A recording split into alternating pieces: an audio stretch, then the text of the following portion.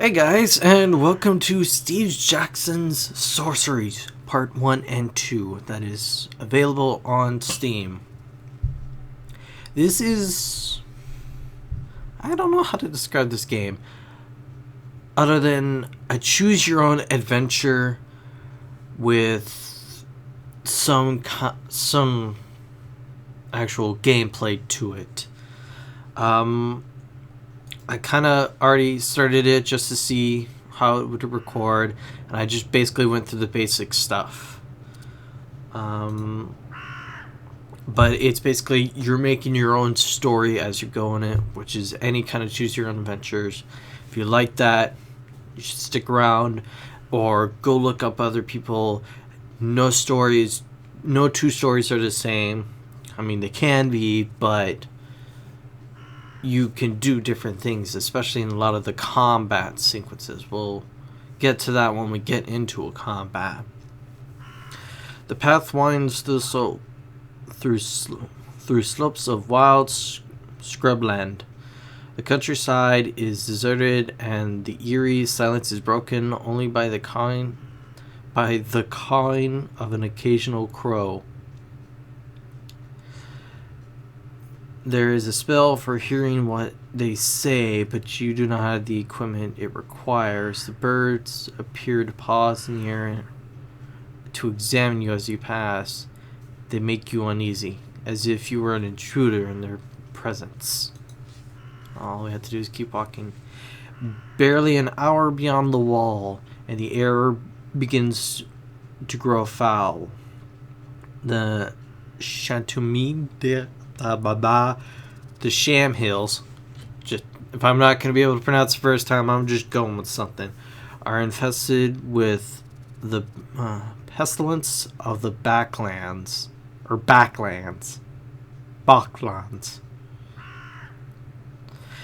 It saps the energy from your body, leaving you feeling nauseous and weak.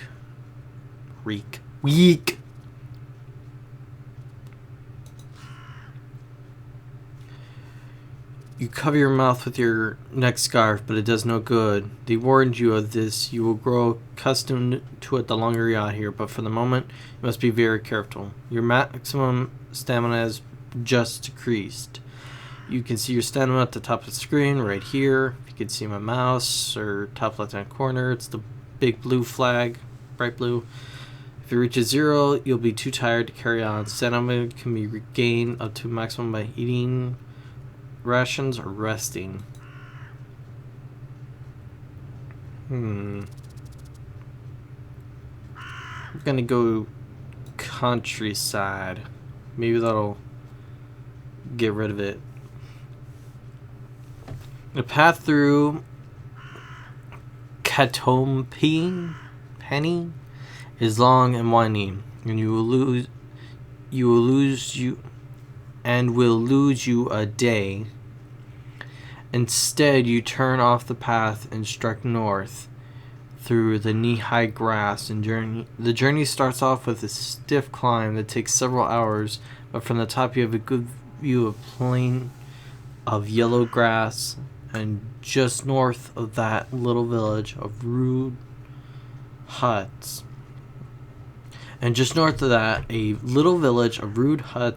That don't look like human dwellings. To your left is a gigantic wall looms, throwing shadows that lap your feet. To your left is... let's go forward. Time to strike on. The wind whispers through the long grass, beckoning you onwards. But there might be rats and worse in those fields, so it might be safer cutting across the river and following the bank. I cannot... I hate that.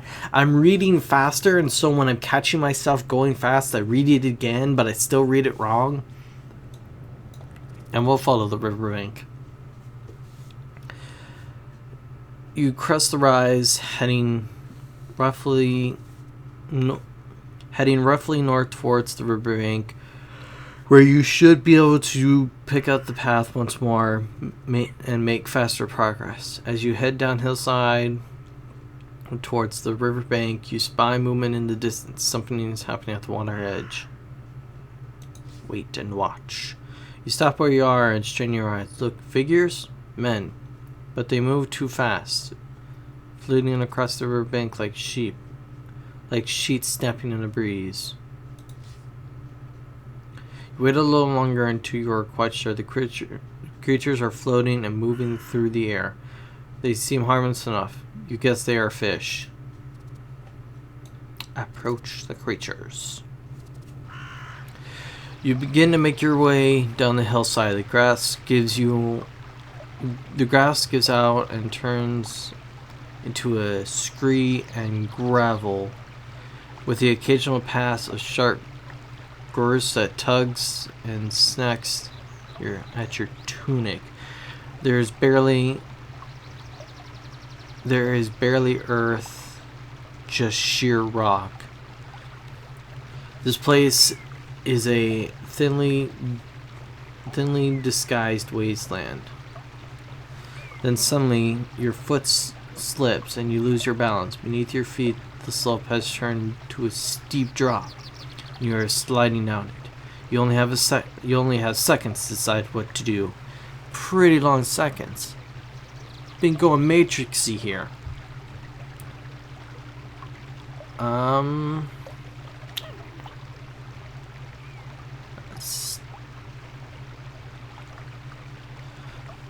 Okay.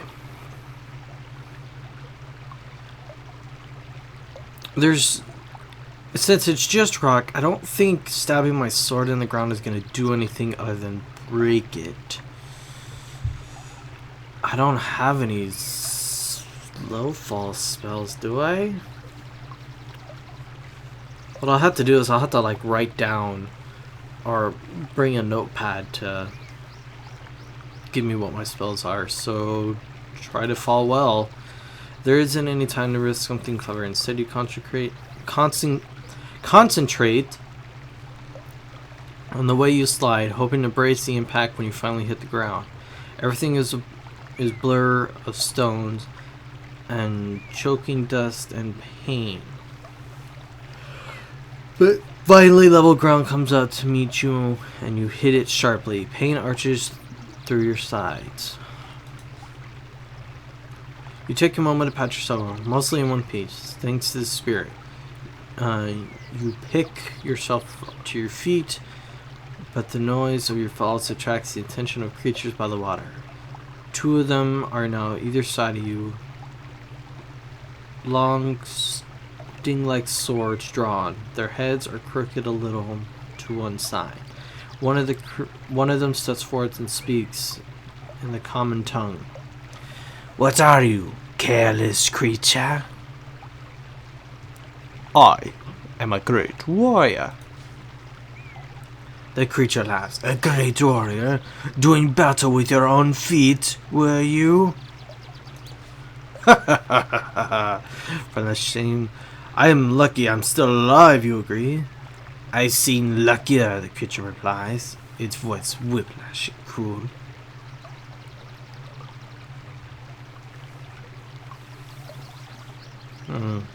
I think these creatures don't like me and are gonna try and take me. I'm just gonna walk away. I need to be going and make to step away, but they close up in front of you. The leader draws a second sword from his. This valley belongs to the Elven, he says. Fools and traveling players are not welcome by our river. You would put us in danger. I mean you no harm. Harm? What do you know of harm? The creature replies hotly. You live to see your village get run over by goblins? Have you worked to turn our own homes into death traps? To catch marauders? We elven are creatures of the sunlight, moved into the shade by the weakness of your King Alanar, the king who lost the crown. And we will suffer for it. I'll go recover the crown. The creature shakes his head. Then we are all doomed. A champion who cannot even climb down a hillside would do better to skewer you now while you still breathe. The creature flashes those twin blades. There's no time for magic. You must face him in combat. Okay. The combat system. Your stamina is still represented by it. And I think after every round you'll lose that certain amount of mana by moving your character like this. Or if you don't use, I think you regain. Don't hold me to that. I'm still learning this game myself. But you can see if I drag her all the way, I'm charging. And each one costing a different amount of stamina will help. Defend is like if he's going to do a hard strike or big strike, I can reduce the damage. But I got to be careful. I actually think the stamina is my health. I'm just going to start off with defense, and so did he. Now I'll teach you why the Elven has such a fearsome reputation, the creature declares. He drops back using both his skewer-like swords to cover himself. You drop into a defensive crouch.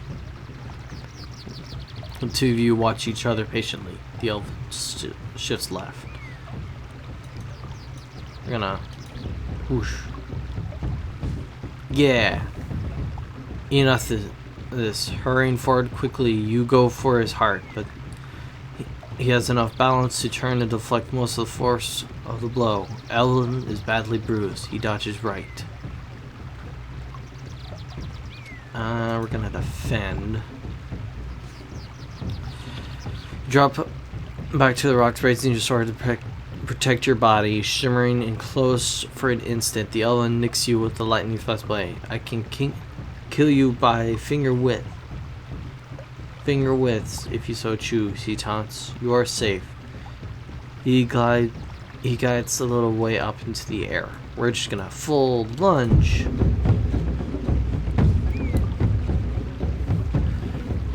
You felt bloodlust upon you, splashing forward through the shadows. You ready a heavy swing. Good chance to cleave him in two, but he glides back until he's above the middle of the river. You stagger and stumble below your depth before you realize the monster laughs. But still, you have drawn a little of his blood. The Elven gasps and then giggles maniacally. You see blood trickling from under his mail shirt.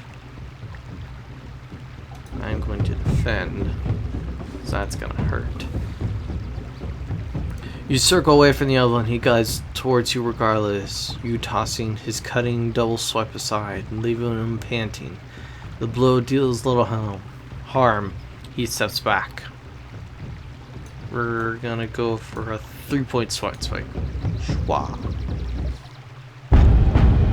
You sense an opening and aim a heavy blow at his heart. The Elven gasps his last as you made it through. 2 stamina lost. Complete combat.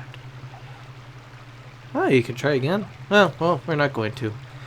As you wipe your sword across the tunic of the dead creature, you see the second gesturing something behind you. Wait!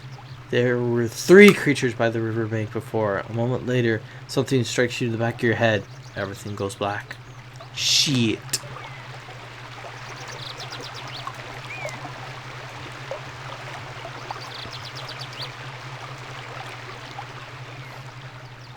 Still halfway between sleeping and walking, you feel the presence of your spirit, that the antelope close nearby. Its form has changed since you left and land, and you will have just as you have changed. But it is still running beside you. In the temple, they taught you a prayer to your spirit could heal diseases, lift curses, and even save your life from certain death. A prayer now would perhaps be wise. But the spirits are not generous and decline to help often. You can ask the spirits aid using the pray button. Where's the pray button? Oh, okay. The antelope has a nose for danger, and when it comes to it, it'll always choose to run, and run fast, and run well. But even at its great pace, you always know where he places his feet. Why couldn't I have you before I went down the hill? A prayer to your spirit will heal you, but after a prayer, your spirit will not hear you again for some time. I have 5 out of 12 stamina. I'm gonna pray for healing. Yay. Where am I? You are tied up on the floor of a hut, and you're not alone. Nearby, you hear the scuffle of many feet. You keeping your eyes closed, you listen carefully. The sound familiar enough. Elven voices. This could cause trouble. You flip open your eyes, taking care to lie still. You see your belongings lying a short distance away in the dirt. Around you, a patter of tiny feet. And a few more feet hover a few inches in the air above the ground. The guard notices you are awake and leans out of the doorway and calls sharply. Soon a small crowd gathers around you. Evidently, this is some kind of leader floats over to you and plants a blow to your stomach. That is for our kinsman. He was a fool to provoke you, but you could have scolded him. You did not need to kill him. No, I couldn't kill him. I guess if you just keep defending it and he tires and stuff out. I'm sorry for your loss. The elven chief looks at you with a serious expression. His fate is certainly unaccustomed to. Perhaps you speak the truth. Have you the aspect of honor? He makes a gesture at the other elven. You tense, expecting blows, but instead they open your pack and shift through your contents. We will take the price of our man, the chief declares. We are creatures of joy and mischief, but today we will do nothing but trade.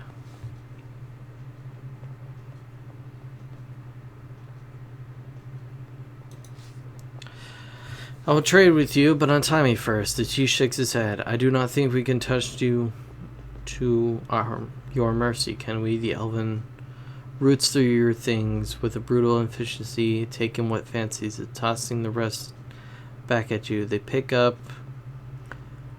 and carry you out of the village, leaving you in a pile on the side of the path like a sack of waste. You try and stand, but your legs are still tired. You topple to your knees, the elven turning at the sound, laughing loudly.